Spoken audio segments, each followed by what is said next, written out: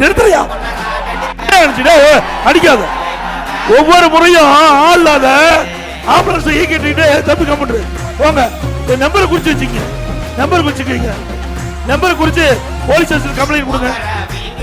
தம்பி எதுவும் பண்ணாதீங்க. வேணுன்னு கூட்டத்துக்குள்ள கலடா பண்ணிட்டு இருக்கிறீங்க. ஒரு கேவலமான அரசாங்கம்.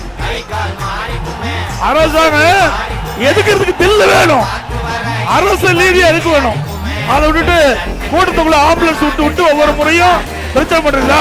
நான் ஒவ்வொரு கூட்டத்திற்கும் பாக்குறேன், கிட்டத்தட்ட ஒரு 20-30 கூட்டத்துல இது மாதிரி ஆம்புலன்ஸ் விடுறது, வேணா கூட்டத்துல கலாட்டா பண்றது. இந்த அரசாங்கம் ஒரு கேவலமான அரசாங்கம். ஆம்புலன்ஸ்ல யாருமே போல, நோயாளியே போக கிடையாது.